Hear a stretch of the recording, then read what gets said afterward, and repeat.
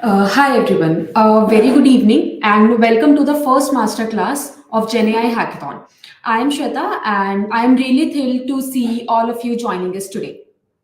So let me pull up my screen and let's start. So today's agenda is first we will cover about the what are the basics of this hackathon, an introduction to what GenAI hackathon brings to the table. Then we'll talk about various opportunities that it presents and why Google.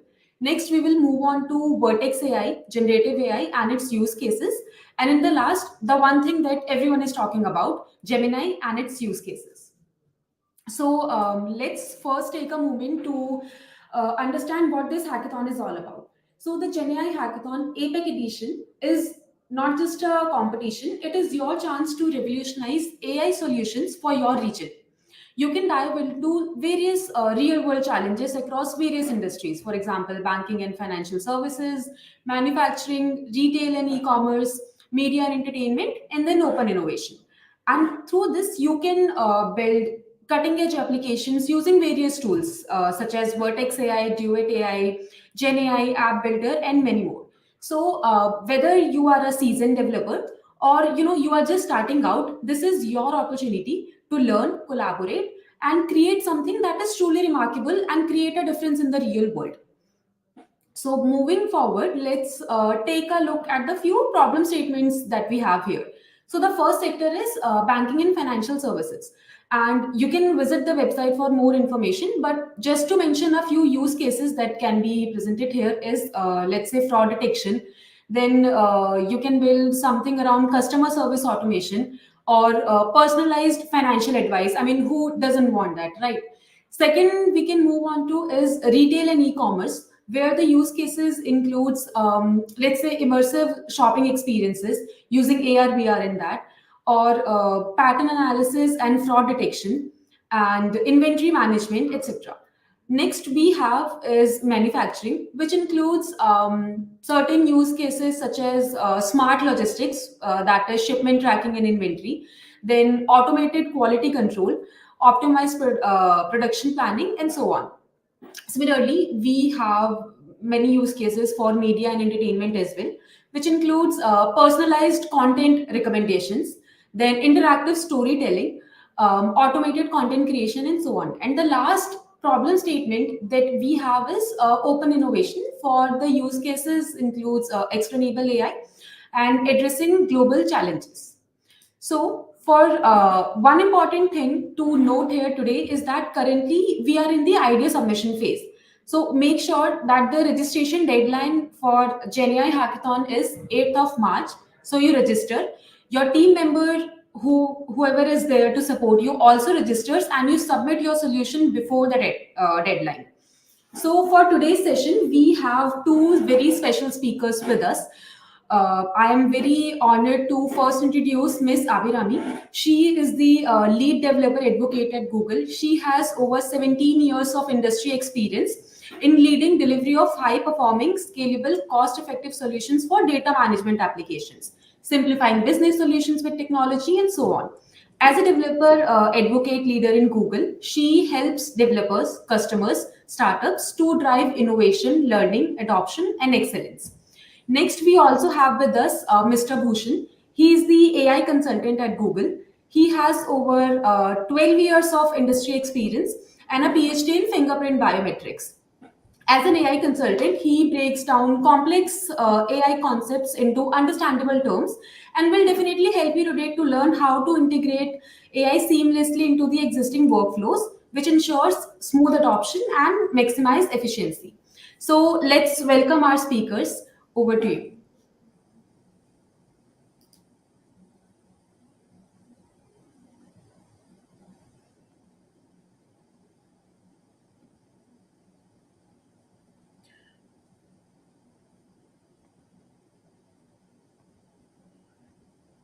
Thank you so much. Thanks, Shweta. Hi, everybody. Very good evening. I hope my screen is visible. I'm going to share the presentation. Is that okay? Just get a quick confirmation. All right. Thank you. Thanks for confirming. And thank you, everybody, for tuning in on a Saturday afternoon or depending on the region you are, probably just say tuning in on a Saturday morning or afternoon or evening.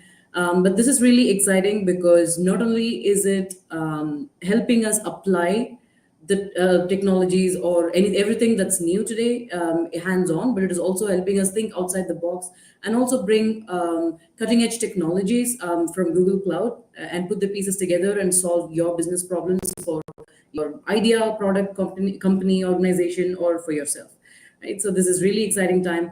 And besides that, we are also in such an exciting time right now because not just the cloud market, the technology market, the entire AI industry is going through a fundamental rewrite or a fundamental shift because we are able to now appreciate the differences and overlaps in machine learning, artificial intelligence, and generative AI.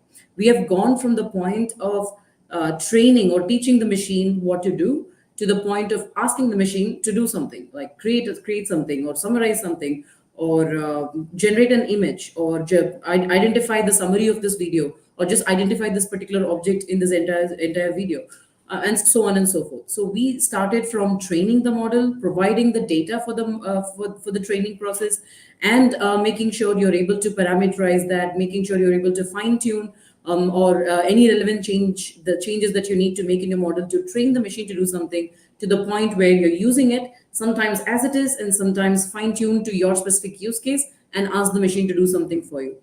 So that I feel is pretty exciting and it's a great place to be. And having said that, we have multiple opportunities today. Before getting into technology and before getting into any specific service or product, we want to talk about what are the opportunities out there. So a lot of times we're talking about AI opportunities, generative AI, machine learning, Gemini, this and that. But so the other folks who are in the other parts of the software lifecycle or the software, the entire ecosystem of software feel left out. They feel like isn't what I'm doing important too? Is it not important for the delivery anymore? Is it all obsolete, not relevant anymore? Absolutely not. That's not where we are. And definitely where we are right now is to bring relevance to every particular phase in the ecosystem, in the software delivery lifecycle, not just in the delivery lifecycle, but also in the areas of businesses, in the area of analytics, in the area of analysis, where this kind of insight makes that kind of difference to your business or the organization that you're part of. So looking at opportunities from an industry perspective or from a use case perspective, we can easily classify them into like 10 to 20 types. But I mean, broadly speaking, of course, there are like so many hundreds of thousands of use cases that we can just discuss in less than an hour. But I'm just talking about broadly classifying it. And we have just consolidated a few of those to highlight as a not that your use case or your implementation should be limited to these topics or these use cases or these areas that are listed here, but this is just as a reference what we could compare or what we could talk about in this little time that we have. So that's what you see on my screen right now. We are talking about customer experience and personalization, all your chatbots, Q&A applications, and applications where you're asking support related questions, industry specific chatbots. So all those things like basically customer service modernization and such will fall under this. And then we have knowledge extraction and understanding, which talks about summarization, content generation, asking it to convert translation, basically convert something from one language to another, or asking it to understand a graph and explain it in the language of your choice, and then asking it to extract entities, identify objects in your input, so on and so forth. So that comes under knowledge extraction, knowledge understanding, classification, and so on. And then comes developer productivity. I hope you're able to really see that it's not that everything that you have to do is replaced, like everything that you have to do is gone. It's not like that for sure. What we have right now is a very powerful tool in our hands that we are able to leverage to accelerate and improve our productivity from not just from a developer perspective, but like I said, in the entire software, in the entire technology landscape, every single or at least most components are able to appreciate the power and the productivity increase that generative AI and technologies like developer productivity tools have brought into them. So talking about the ETL components, the ETL layers of things that you're doing, talking about code generation, code documentation.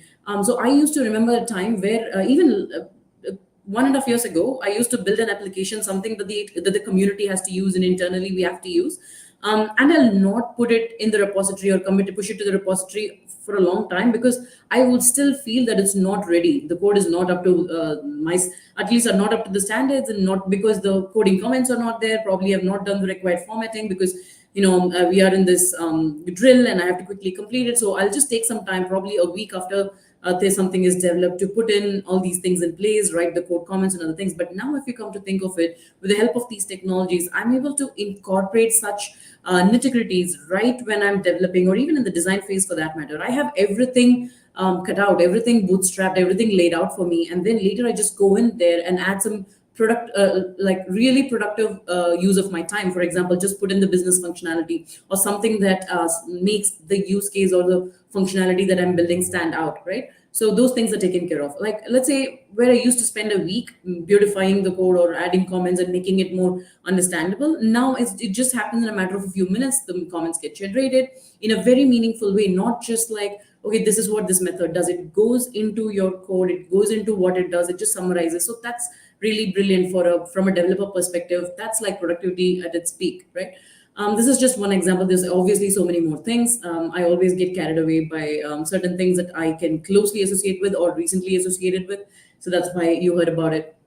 And then talking about operations, of course, we know internal applications automation. And then we're talking about, like Shweta rightly said, the use cases she brought up were risk and fraud management, anomaly detection. Or if you want to think about operations from the perspective of, let's say, I have this entire landscape in this particular cloud provider. In this case, we have everything in Google Cloud. I have my database running here. I have my dependencies here. These are the APIs that I'm using. Now, what about security? Is there anything that I have to enable? So are there ways where generative AI and this kind of like, for example, let's just take the word AI for that matter, or Gemini for that matter, are these technologies and services able to prompt, or when I say prompt, or able to alert me or notify me when something is missing, or when I have to patch it with something, or when I have to approve an auto upgrade or something of that sort? Or does it tell me that I'm unnecessarily paying for something where I could actually do it in a different way? Is there like optimization recommendations? Are there system recommendations? How can I use AI to that advantage, or how can you configure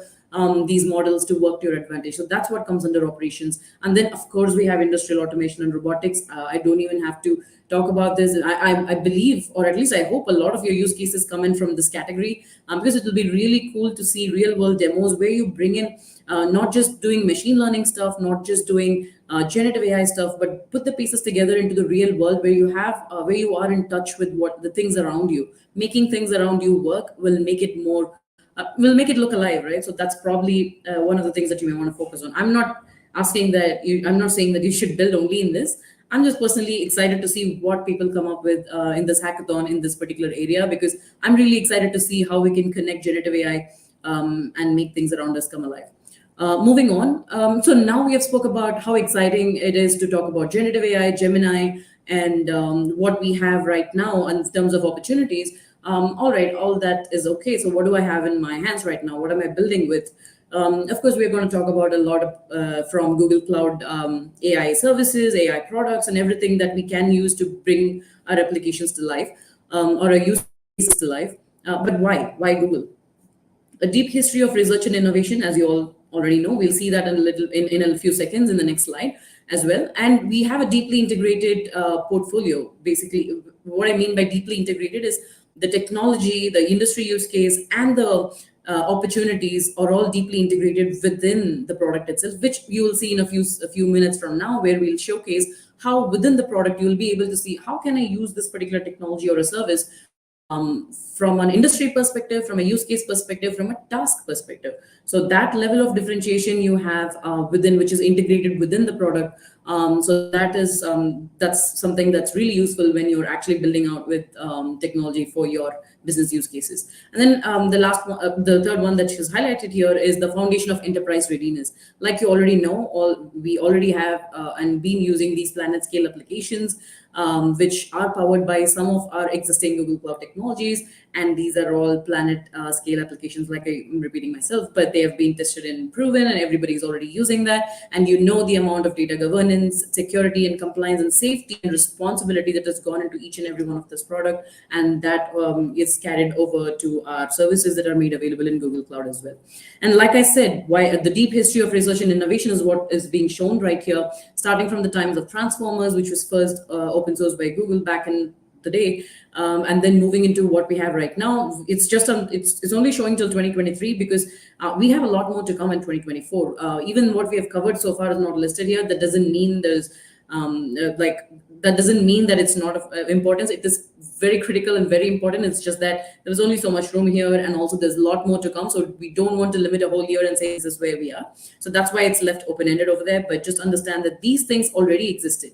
It's not like we just woke up 11 months ago and said, hey, here you go. This is what LLM is, and this is a large language model, and generative AI is a brand new concept. No, we've already been using BERT since 2018 or even before that, like slightly before that. But as a developer, you would have known what BERT is. You would have used BERT for your use cases, taking a bunch of text or taking your essays and transforming them into summaries and so on and so forth. I've personally used it in my business use cases even before I was a Googler, even before even during the times that I was serving other customers in different industries, building applications around databases and AI, particularly in natural language areas. So BERT is very popular. So all that is generative AI. So what happened overnight? What changed? The thing that's changed is it's become large, of course. That's why it's large language model and not just natural language model, right? So it's large, of course, and it is efficient. It's optimal, and it has a lot more to offer. With Gemini, we are talking about, we'll talk about that in a little bit. But with Gemini, we are talking about multimodal input, and we're talking about the most recent announcement that was made. We're talking about 1 million, if I'm not wrong. So that is the amount of data, that is the amount of number of words or tokens that we're talking about processing in terms of processing complexity and performance, right? So that is how much capable we are right now. That is definitely one of the differences, I would say, from back then to now. And of course, the productization. In 2018, when we are talking about these summarizers and language models, we are looking at something that has already been that has only been used by developers. Like technologists knew it, natural language enthusiasts knew it, but maybe consumers did not, probably because it was intended that way. But now it's productized and consumerized, so everyone who uses a Google search or maps is able to appreciate Gemini. Not only is it a developer product, but there is also a face to it that consumers can use, and that is that is the most important thing that you have to understand for a difference. Moving on, I already said that Gemini is all over the place, and we're definitely going to talk about Gemini because that is all that is the heart and center of everything that we are going to build as part of this hackathon. Of course, it can't just exist on its own. We have so many other Google Cloud services that support it, that augment it, that help you build your application and deliver something that's useful. But of course, everything that we need from an AI, ML, generative AI perspective, starting from prototyping to delivering your application, is covered in Vertex AI. And we have Gemini models in different formats. We have Ultra, Pro, Nano, and now we have more of it, 1.5 and so on and so forth. But definitely your one-stop shop, which we'll see hands-on right now for everything that's AI, ML, and generative AI related, is Vertex AI. And what do we have here? We have foundation models. We have, like I said before, domain specific, use case specific, task specific, auto ML, whether you're like a data scientist who wants to do everything on your own, or you're a business analyst who wants to use the data and make some understanding for your business, or you're a data analyst who knows everything about the data but don't want to code to build a model, but you want to just use something that's out of the box and use it in auto ML to get stuff delivered for you, or use Gemini in that capacity, just from an API perspective, and use it to deliver values for you. So everything that you want is available in Vertex AI for you to choose from. We'll see that in a little bit where you can find that. And not just that, you will also have the end-to-end workflow customization and basically building the whole MLOps pipeline, and everything is made available to you as well from the perspective of what you can find in Vertex AI. It's like everything, whether you're training or retraining, or you're just using like existing model, foundational model as it is without any change, or you're fine tuning to make it work for your use case, or you're distilling to make it work for your size expectations or scalability, anything of that sort, you go to Vertex AI. So this is just a placeholder so that we can move on to the hands-on slide. Let me just quickly see if there's any message in the chat for me. Nothing. So I'm going to show you the hands-on part. This is not the crux of the hands-on that we'll discuss today. There is a last segment that Bhushan is going to cover, which is where we'll deep dive into each and every step of using Gemini to the power of generating something really phenomenal. So we'll go over that. But this is to there are two parts to the first use the hands-on discussion that you'll have with me. One is the Vertex AI, where I'm going to give you a tour and where you can find all the APIs and how you can start building or take your first code from here and then build on top of that. And then I'll also take you on a tour to some of the use cases, architectures, where how you can position and show you some demos of existing applications that are already deployed. And I'm going to talk to you about the things that you can the pieces that you can put together to build your hackathon application, right, or your use case. All right, so getting started, go to console.cloud.google.com, and then on the search bar, you will look for Vertex AI. Why are we doing this? Because we want to land on the one-stop shop for all ML AI and generative AI needs. And there we go. We have Vertex AI up and running for us. If it's the first time you're using it, it'll ask you to enable the API. Like with everything in Google Cloud, you have to enable APIs to make sure you're consciously choosing that and you're aware what kind of APIs and what all services you're using, and you consent to use that API in order to deliver something. So it's always transparent to you in that way. You will know what APIs are going into what you're building. So enable that API. And now, as you can see, this is Vertex AI console. On the left, you'll see the navigation pane where you'll see categorized tools, notebooks, Vertex AI Studio, data, model development, deploy and use and manage. Like I said, everything that you want AI ML wise, you come to Vertex AI. There is something in it for everybody. Right now, we are just going to go to Vertex AI because we want to see how I can prototype or how I can see a specific model works or whether or not it's good for me. Right, so I go to Vertex AI Studio. But before that, let me also show you the foundation models and all the kinds of models that we have available. For that, we'll stick to tools and we'll go to Model Garden from the navigation menu. And once you go to Model Garden, like I said before, you can see the models that are available within Google Cloud, categorized into modalities, in the form of modalities. As you all know, modality is nothing but the structure or the format of data itself, whether it's language or vision, which is images and videos, or tabular, which is table format, or document files and such, and speech, audio files, video, we discussed that, multimodal, a combination of both. So choose whichever format you want and see what models are available for addressing the use case in that particular modality. Now, why have we segregated it like that? Because sometimes you know the kind of data that you have, but you don't know what value you can add to your organization using that data. You don't know where to start, right? So you go here, say, I have language data and video data. Now it's multimodal. I don't know what are all the things that I can do with it. Because if you don't know what is available for you, you might end up building it from the scratch and you might end up spending a lot of time for things. Not just time, it's a matter of effort, it's a matter of maintenance, it's a matter of putting together the resources that you need for it, in terms of people, in terms of process, and so on and so forth. You could just use something that's already made available out of the box for you, and it's completely taken care of. And all you have to do is put the pieces together with your business use case and make it work, get it working. Get it to work. So that's exactly why it's classified by this. So I click on vision and say, oh, these are the things that I can do with vision. Now, what do I want? What can I do? Or depending on what is my limitation, what are my limitations? What are my applications requirements? What are my region specific requirements or data storage specific requirements? So there are so many factors and criteria that determine where you have to land in terms of a model choice. Or there are other things like, is this model open for tuning? Is this model open for customization? How can I make it work for me? That is something you might want to check, and that is particularly why this kind of a classification will really help. Same thing, if you scroll down further, you also see models classified by tasks, which is classification. For example, you know that you want to do classification, but you don't have the data to begin with. You want to know what are the kinds of data and where you have to store by looking at the model that you want to use. So you go to task.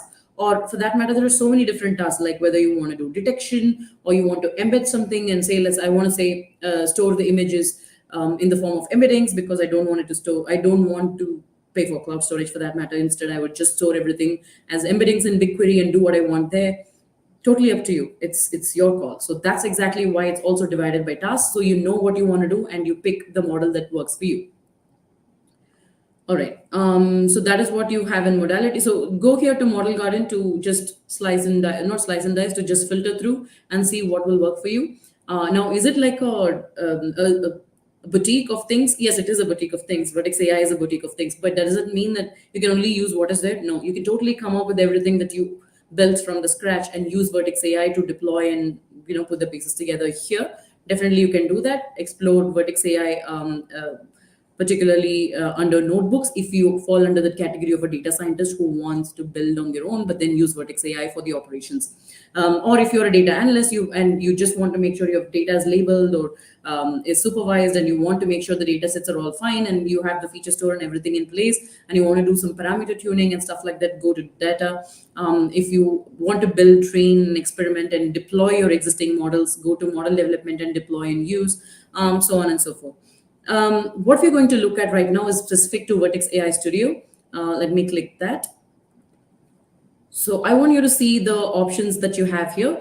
We have language, we have vision, we have speech. Like I said before, we'll just go into the first one, language, to see how you can use Gemini to get response for a prompt that you want to choose. So as you can see right here, this is your Vertex AI console for Vertex AI Studio and language.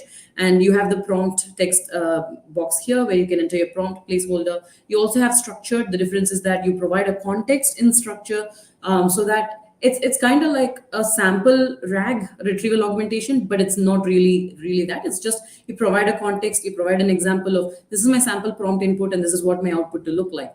Depending on the style of your output, depending on the number of lines in your output, the tone or the strength of your output, that is the kind of output you will get in the real time testing as well. And here are your parameters. So just take a look at everything. Temperature is this parameter controls the wildness of the response from Gemini Pro that you would want. Token limit will talk about how many words or how many tokens you want in response. And then you can add stop sequences to stop generating the moment you land on a specific token. Max responses, how many number of responses you want from Gemini. Top K, the number of words or tokens you want Gemini to choose the next response from. Top P, the probability above which token should fall under. So Gemini will pick that up for your next token. So all these parameters are there for your customization. If you notice, you're able to provide grounding customization as well, which means you can make sure the prompt that you provide and get a response from Gemini is actually backed or supported by proper information like data that's out there. So that is exactly what you can do with grounding. You can click on customize and see what all you can do. You have to make some changes in the parameters to make sure this is enabled for you. One thing you may want, we'll talk about grounding in a little bit as well. One thing you want to know here, because I skipped this part, what is prompt? Of course, the fact that you're asking it to generate something or do something for you or answer your question, that is what a prompt is. And I'm just not showing it right here, right now, because in the interest of time, I just want to keep going. But type in your question right here, see the response and see what you get. Now, why did I bring this to you? The main part is click get code. And see whichever programming language you're comfortable in or you're going to build your stack in for your project. Choose that technology, copy the code from here, run it in your IDE or just run it in Cloud Shell editor. You can use Duet AI for questions like how can I deploy it? Just accelerate your development process using Duet AI, and you can take the code from here and get Gemini to work as an API or as an SDK, whether it's for Python or for Java. You can just take it from here and make it run, make it work for you. If you don't know, ask Duet AI. It'll tell you where to find the SDKs or what SDKs you need to use. All right. Now moving on, there are other things as well. Just feel free to explore it. This is a place where you exactly prototype between vision, speech, and everything that you want. And with Gemini, as we already established, it's multimodal. So what I showed to you right now is just a text example, but you also can choose Gemini Pro Vision instead of Gemini Pro. So what it'll help you is it'll let you upload an image and ask a question from the image. So it's image and text together. So it's multimodal. And as you can see, the image and the text together sent as a prompt as your request, and the response is basically reading whatever is written in that image, which is really difficult for me to look at this point because it's too tiny. But then it's able to bring that up to say the best dreams happen when you're awake. That's probably what is written there. I hope nobody's sleeping right now. Otherwise, this would apply to you. All right, moving on to, let me see if there is any. Yeah. So at this point, you have Cloud Shell Editor, Duet AI available until next, or at least until May. You have it available for free. You can try it out. in Cloud Code Editor. Anyway, moving on to my deck, I also wanted to cover a few more topics. I'll wrap it up in 5 minutes and hand it over to Bhushan. But before that, just a few things. So is that all? Is that all I have in Vertex AI APIs? Definitely not. You have a lot more things. Like if you go right here and no, go to models. Let me just show you something. Go to Model Garden. Let me go to multi-model, continue. I'll go to language for that matter. Where is tune? Is not here. Overview. Okay, I'll go here. Language powered by Gemini. All right, here we go. So if you go to language multimodal and choose language powered by Gemini, you can choose code or you can choose chat, whatever you want. You should also be able to see tune a new model here. So that is the kind of thing that we're going to see right now. What is it for? How can I elevate? How can I make sure the model that we are talking about is applicable to you, is applicable or customized for your application or personalized for your use case, is what we're going to look at right now. So we saw how to discover, how to get the code, how to get started with Vertex AI, or the SDK software development or delivery kit that you have as part of Vertex AI, Gemini for that matter, to be very specific. Right now, we saw how to get all that information about it right now. But going further, is that all I have? Do I have to deal with only foundational models? Definitely not. There are so many more things you can do. You can fine tune an existing model to work for your specific data set. So how do I do it? Click on tune a model right here in Vertex AI. You can create new tuned model, and you have to provision a base model that you want to tune, and you have to choose the output directory, and you have to choose between supervised learning or the kind of input that you want to provide, and you also want to input a JSON-L file that contains the kind of prompt and response and the kind of tuning or training that you want to do on the data that is specific to your use case. So definitely explore fine tuning. You can also augment it, and that is what we call RAG. We'll also look at that in a second. And then deploy. I already said with Vertex AI, the moment you're able to tune it, distill it, and make changes to the model, you're able to deploy it within Vertex AI and use it endpoint as your personalized or customized model that is specific to your use case. So all of these things you can do within the scope of Vertex AI. Now, one of the things that you want to know is what are the things that I'm able to do. So there are a few things that I want to highlight here. We already saw tuning. Tuning is taking an existing model and improving it to perform a specific task on your specific data. For example, text summarize it for a specific industry, say legal or insurance. Not every legal term you might expect would be part of a generic dictionary, right? So you'll probably want to train it on your data. Then we have distilling, model distilling. It's slightly different from, no, it's vastly different from model tuning in the fact that with distilling, you're not training it for a different data set. Rather, you're customizing or creating a smaller version of the model or faster version of the model to specifically work for your application's limitations, and it approximates the larger model in terms of how it's used, but it is just a difference in the size, or you're distilling it to your smaller subset of data. So that is exactly what distilling is. You also have that option from Vertex AI. And grounding, I already showed you what grounding is. With grounding, you're able to say, this is the information source, go find data only from here, or provide me that information and make sure the data is coming from here. So that kind of context you can set. You don't call it context, you call it as attributes or parameters. That kind of a parameter you can set as part of Vertex AI's SDKs. You have options to set up all these things, or through the console, you can also go to the grounding console and upload your information there to get this all done.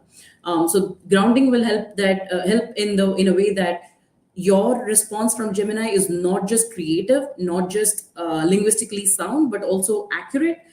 It's relevant and it's reliable, most importantly. So why am I stressing on these three things? Because I think ultimately when you're building applications for hackathon, we want to make sure that you have taken the necessary steps to ensure that your application it works or responds, that you're able to leverage the model in a way that it is useful for your application. So that's really important. And so there are so many things that you can focus on to get this done. And that's why we spent a little bit of extra time in this particular step. And I also showed you in Vertex AI where you can find these things.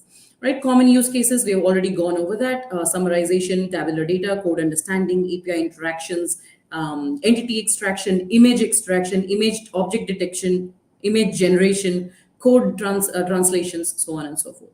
Now, there are three last things I want to leave you with. which will help you in building this application. LangChain, of course, we have integration or we have support. Or rather, LangChain has support for all Vertex AI large language models, and you can check it out for yourself. The LangChain doc link is right there. You can just search for LangChain Python SDK, or they have, or we also have LangChain for J, which is for Java. Do check that out. I'm not sure if there are support for other languages, but yeah, I know for sure that these two exist. So what is LangChain? It's basically a framework or a set of framework builder, or set of tools that will help you bring together different APIs or different tools, and build LLM specific application. So it's like a Spring Boot for Java, or a Django framework for Python, right? Or a mean stack application for Node applications, right? So it's a framework to bring pieces of LLMs together, independent of the provider of the product, whether it's open source model or it's a Google Cloud foundational model. LangChain will be able to bring in all together and let you build your application. This is really helpful for you, particularly when you're building out with for the hackathon. But if your question is, do I have to use LangChain? No. You can also do the native building, which is my favorite way of doing things. But LangChain is there in case you want to take advantage of all the shortcuts that are made available for you. All right, moving on, we also want to talk about embeddings and indexes. Now, the reason why we're also talking about this is when we're talking about large language models and how to build with Gemini, we want to talk about embeddings, because embeddings is a numerical representation or a vector representation of a format or of data, any kind of data, right? It's just an encoding tool which translates words or images or anything of that sort into numerical vectors. What are indexes? Indexes allow you to efficiently retrieve objects or data using the embeddings that we have generated for them. So index is like a bookmark where you identify, you just have a number associated with an object, and you know that is its index, so you can quickly locate and identify it. Why are we talking about this? Because you don't just directly go to Gemini and get things done, right? Gemini, you have to use it, but before that, what happens to data ingestion? What happens to data processing? You need to bring everything together and convert it in a way that Gemini is able to work for you. So that is exactly why we're talking about this. And then we have RAG, retrieval augmented generation. This is where we are saying that we'll use external knowledge, where we'll give a documentation and say, learn about like hairstyle recommendation, for example. When I got this haircut done using Gemini Vision Pro as the model for me, I gave it a bunch of publicly available hairstyle, face style to hairstyle mapping documentation from around the globe, which was publicly available as information system. And then I provided it with some images, which are also openly, that is, like we generated some of the images based on the face types and mapped these two to learn about all the haircuts that will work for different shapes and styles of face. And then I provided my picture to make sure that it can pick the best one out of the lot. Well, I've not made my hair now, so don't judge it by the cover, but I'm pretty happy with the style of haircut that I got. It was pretty relevant. So that's what RAG is, basically providing it with external knowledge and making sure the model works for you by using that external knowledge, and then asking Gemini to generate only based on the information that it understands from that knowledge base that you're provisioning, right? So that's what retrieval augmented generation means. Augmentation means providing more information. Retrieval means able to get that, send information and get the information. So that's the link between LLM and augmentation that you're providing. So that's one thing I wanted you to know. Vector search, again, we spoke about what are embeddings, what are indexes. Now, those two are independent. They just lie out there like that. What do I do with it? Obviously, you're going to do vector search with it. As you can see in the picture, the dots that you see on the left-hand side is how text objects or text data is being mapped as indexes or embeddings, right? So these are all the vectors that are related. Now, these are all grouped together under the bigger bookmark or index called as music. Now, when I'm searching for it, when I'm searching for a specific thing, it will just go to the nearest related vector, and it will identify that and it'll get the result for you. So that's what vector search is. So this is just a differentiation of showing how vector search works for text versus vector search versus works for images, videos, and audio, right? So why this is important? This is one of the things you may want to do in your application when you're building out with Gemini. You may want to use indexes, you may want to use embeddings and do vector search along with and provision that as an information to Gemini or anything of that sort. So we wanted to let you know that this is also available as part of Vertex AI, where we were right now in the console. Just search for vector search. You'll land in there. It'll ask you for your data. It'll ask you for your index. It'll ask you for the for creating the endpoint for the index, and then there you go. You'll be able to use the vector search database as an endpoint directly from your application to send the query and get the search result on. So sample use cases, this is the hands-on part. In a bit, I'll hand it over to Bhushan. So we are talking about media content and summarization. So this is the architecture for it, where you provide, like we saw in the Vertex AI example, you provisioned a picture, you provisioned a question. So let's say for a larger use case, you may want to store the metadata in a database, build an end-to-end application, store it in a BigQuery, and then deploy that application in Cloud Run. All right, and then whenever you're using the application, you in the behind the scenes, the Cloud Run deployed application is hitting Gemini API to get the response for you. So this is why these components are put together for you. It's not just Gemini, it's not just a Python notebook that you'll be using to build your application. You have to look at all the services in a larger scheme of things. So you're able to leverage cloud storage, you're able to leverage BigQuery or a Firestore, which we'll see in the next example, or anything of that sort, and then use Gemini to augment or to get the generative AI use case done. Same thing with multimodal. So this is what we have seen as far as the architecture is concerned. Now, deep diving into a simple example, what is the other use case, a reference use case that I can give you from a multimodal retail recommendation? Use case could be something like multimodal retail recommendation using Gemini to recommend items based on images and image reasoning. So for example, I'll give an image of a living room and furniture and say, pick one of these furniture that will go best with the room. Now explain why. So asking Gemini or using the model to find out what fits best and give the reasoning for what fits best is probably one other use case as well. So we are not going to deep dive into the code of getting it done, but Gemini will be able to, if you pass in that information after making all the image processing done for you, for your application, you pass this information to Gemini. You send 5 images. One is the living room image, and the other are all optional images that it can pick from. It will be able to get the response for you. So this is just a sample use case for reference from a retail segment. So if you want to build RAG, like retrieval, we already saw what retrieval augmentation is. But if you want to build a use case in that area, you can also talk about how to bring in the data from your use case for that matter, whether it's a JSON data or it's a relational data or it's an unstructured image data, how you're going to store.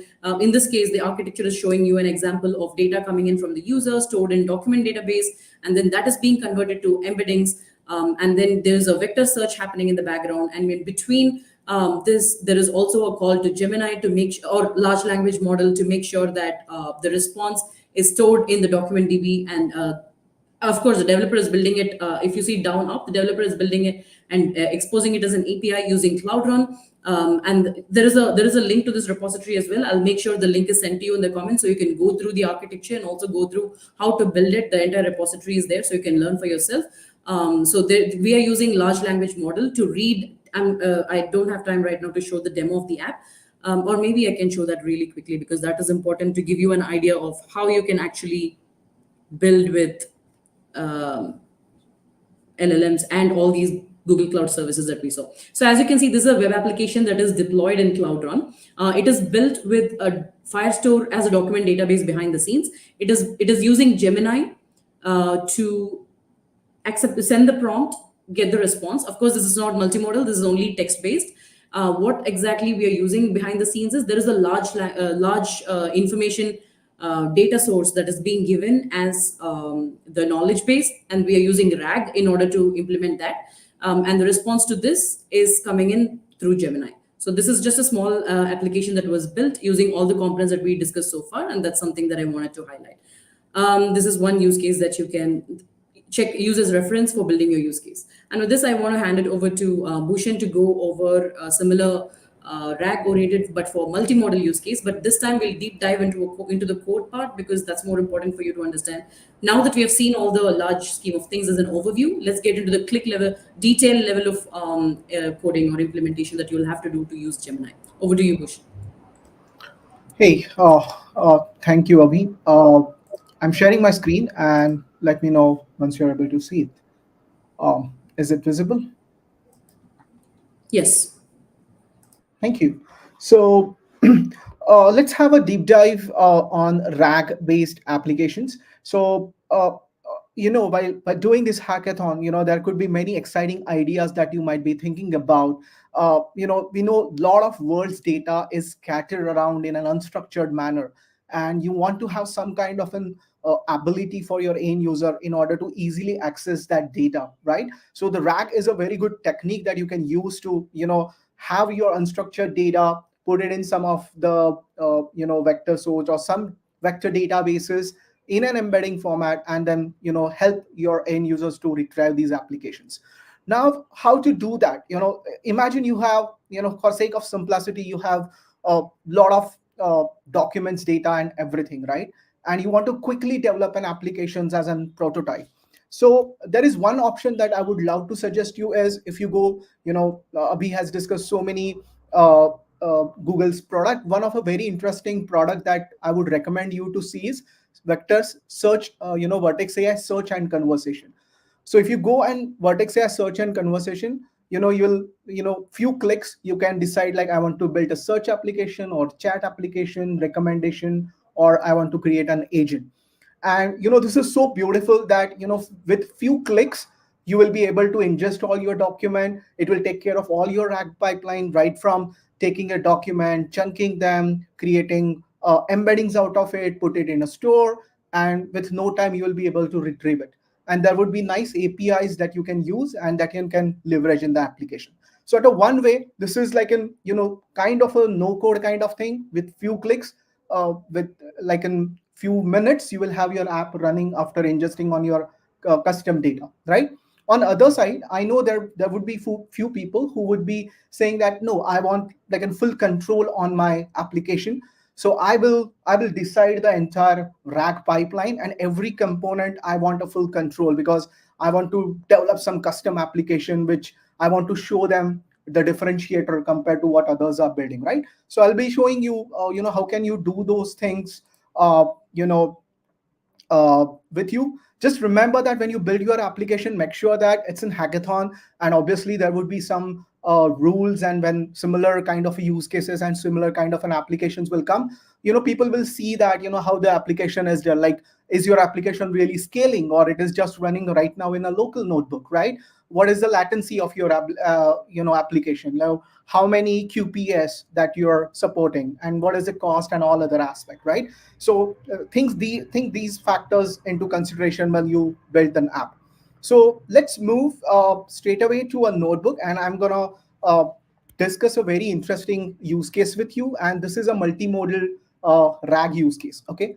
Um, what you can do is, you can just search this multimodal retrieval augmentation generation RAG using Vertex AI Gemini API. You just search with these keywords in your Google search, and in a GitHub you'll get the first link. And this is a notebook. After this discussion, have a look at it and you can run it on your own. Today I'll just walk you through some very exciting steps in this notebook, so that when you run on your own, you will appreciate like how beautiful it is designed and what purpose it is actually solving for me. So what I did is I just took this notebook, and when you run this, obviously this is so nicely designed that you will download the required data. Okay, so there are some sample documents. When you run this step, you'll see the download is complete. So what it does, it there is a folder called data, and you will get some sample documents here. Okay, now in this document, these are some of the stocks related document. It's not very big, but you can see that there are some very exciting images there. There are some tables also, right? So those who are familiar with this concept of RAG, taking the documents and generating vector databases out of it and retrieving a query, they'll find that, oh, this could be very simple use case, right? But it's not. Why? I'll just show you. For example, when you use traditional technology, in order to do the RAG, uh, I'll just show you one of an example. For example, if you just go with text embedding, right? What will happen is, suppose if you ask a question that I need details for basic and diluted net income per share class A, class B, and class C. When you run it, you'll find that you'll get some context, but eventually your LLM will return saying that, hey, the provided context does not include the details for basic and this. So which is saying that my RAG is not able to give you the expected answer. And from this is where the real differentiation will start, right? So how you are taking care of that. Now, if you carefully see those documents, there are some tables in these documents which you can see that, these are like in scanned version. So you can see that I'm not able to go inside this. So when the document parsing happen with a classical method, the text within this image is completely get ignored. And that's why when you ask a question, probably it's not able to understand the information which is going inside this tables, right?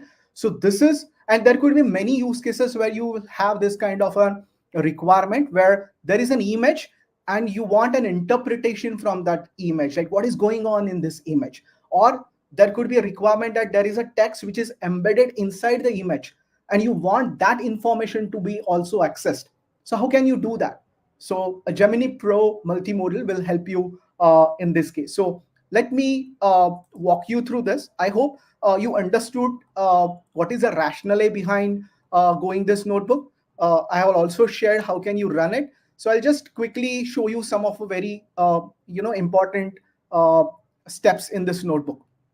First of all, what you are saying that for a text model, I'll be using Gemini Pro, and for multimodal, I'll be using this generative model, this one. And there is something very exciting in the back also. Will come to know. So I'm just initializing this model. Now, what I want is when you run this notebook for your own use case, please try to play with this prompt because this we can't have one fit for all, right? So for now, you'll see that image description prompt. So what we are doing is from the document, we extract where the images are. And now we are asking, explain what is going on in the image.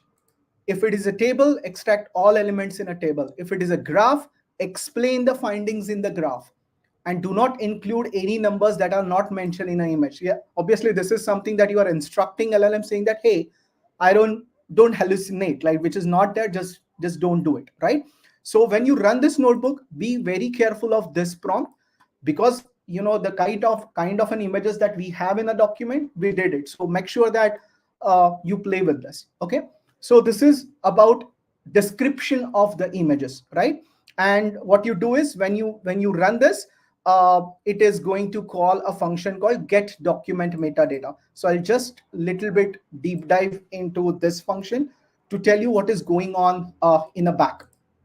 So there is a util folder which gets downloaded when you run that, and within that util there are some functions written for you. So this is a core function called as get document metadata. So what this function does is, in a for loop for given a folder, if it finds all the PDF file, then it will take a first file, and then every page in that first file, what you're doing is this. Now this library does first thing on a page.getText will give you all the textual information in that text, right? Nothing exciting, everybody does that. So obviously this is basic because there could be some questions in the text also. So you will extract the text and now you'll see that what it does is, get the chunk metadata. Okay, so you get the embeddings for the text. It is very exciting to see what it is doing with the images. For example, when you say that page.getImages will give you all images that are present inside those PDF. Now for every image, you are doing two things. What two things you are doing? One thing that you are saying is get Gemini response, and this is an image description prompt at a at this point that you give. This is the image description prompt. Okay, so make sure that you change it because based on that, the interpretation from Gemini will change. So you are saying that this is my image, give me the description of this image, what is going on this image and everything. So that all will be a text information because that's an LLM's interpretation of what your image is all about, and that you are capturing in this response. Okay, there is one more thing that you are doing is you are calling a multimodal embedding model. Okay, this is a multimodal embedding model and you are giving image into it, and what you're getting from this is image embedding.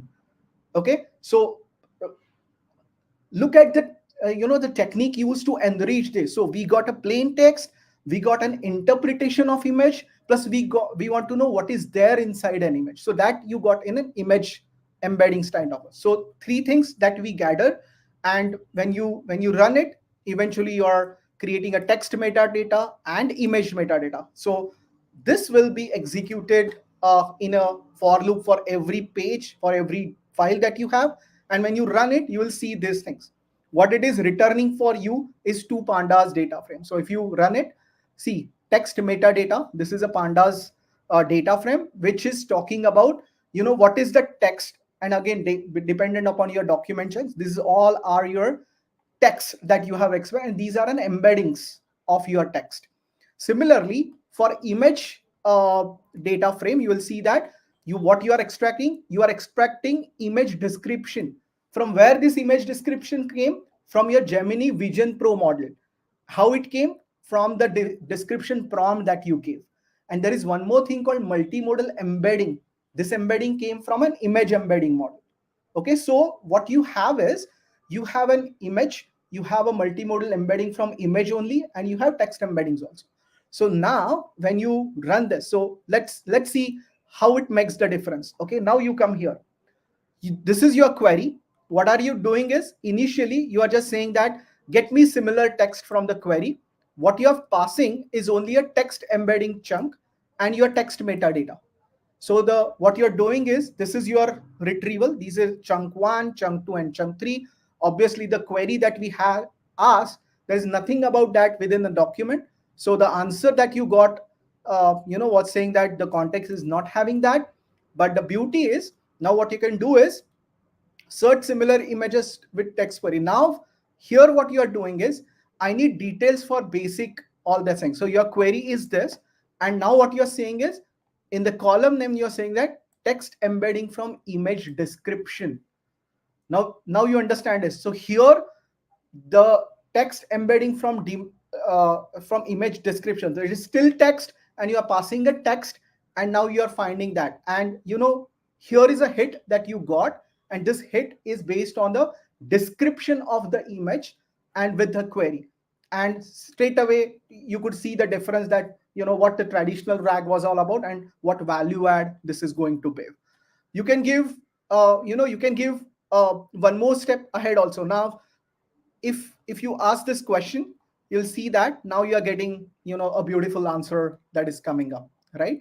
And you can have a variety of applications can be developed from that. For example, somebody may have a use case saying that, I have a use case where somebody will upload an image and I want to bring a similar image back. So this is an image search, right? You give input as an image, and then you will find the similar stuff, right? So this is a query image. So from your local machine, you can upload an image like this. So this is a query image that I give. And now what I'm giving is multimodal embedding from image only. So this input image will be taken. We will do multimodal embedding of that, and then we'll match with a multimodal embedding of that image. And I'll immediately start seeing the similar results that are coming up. Okay, so this is the most similar image that was there in my corpus. So you have an application of image search also. Um, Now you can obviously see what are other 1, 2, 3, 4 images also. Comprehensive reasoning is again, exciting application. What you can do is, so you may ask saying that, show me all the graph that shows something like this, and then you can choose where to search from. So you're saying that I want to search from image description. So from this, you'll get all the graph that you got. Now, very interesting stuff is, now this is where a really exciting stuff will get started. You can develop something like this: compare the images and extracted text compared here. So what you are saying is, give image 1 as an input, then Gemini extracted text, image 2 as an input, Gemini extracted text, and you can ask all these questions on that. And you can see that you get all the key findings across what images are coming and all about. Okay, last thing, so far what we did is, we were selecting, saying that this is an image and this is an output and all that. How you want to give an a search experience which includes everything in a one go. So if you want to go with multimodal retrieval augmentation, these are your queries. I just want to give you a small quick overview. Looking at the time, I need to little bit go fast. So what you need to do is, you say that first give me the matching result chunks from my text, and then you get saying that give me all relevant images, so embedding from image description. And what you do is you club this embeddings from descriptions, embedding from text, and then you pass it together. So see this, your final prompt to Gemini looks something like this. Give the text context, give the image context, give the query, and ask Gemini to give the results back.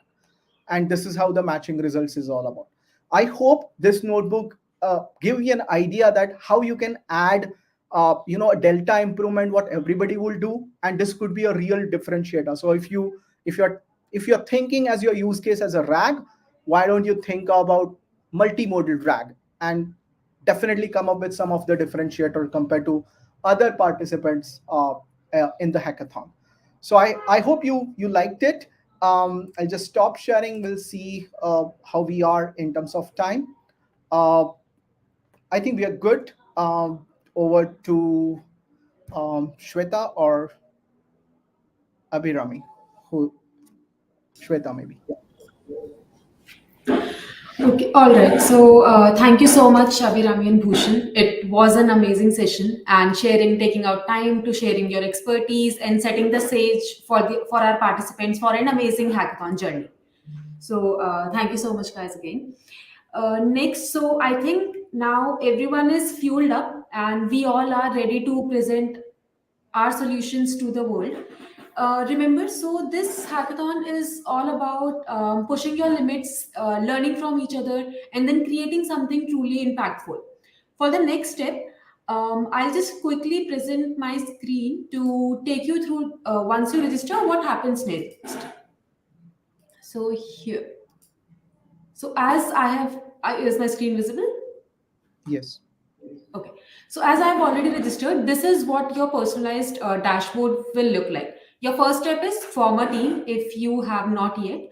For that, you can find the detailed steps given over here itself. Second is you can refer to the resources. For example, we have already had a session a week before. So once you click on the resources, you can get the access to that session. Even today's session will get uploaded here, so whatever doubts you have or whenever you are submitting your idea, you can go through it again and refer those. Next is develop your project, obviously, and then finally go here and then submit your project. You will find, I mean, there are certain headers that you have to complete. For example, first select your problem statement, then give a brief about your idea, the technology stack that you have used, and so on. Apart from that, here you can also find the link to join our Discord channel. So all those who have registered, most of them have joined the Discord channel. So if you have any questions or you want to engage with the fellow developers, make sure you join the Discord channel from here. So that is all for today. Thank you so much, everyone, for joining. It was amazing meeting you all. And we will see you in our next masterclass, which is scheduled for 4th of March. So thank you so much and bye bye.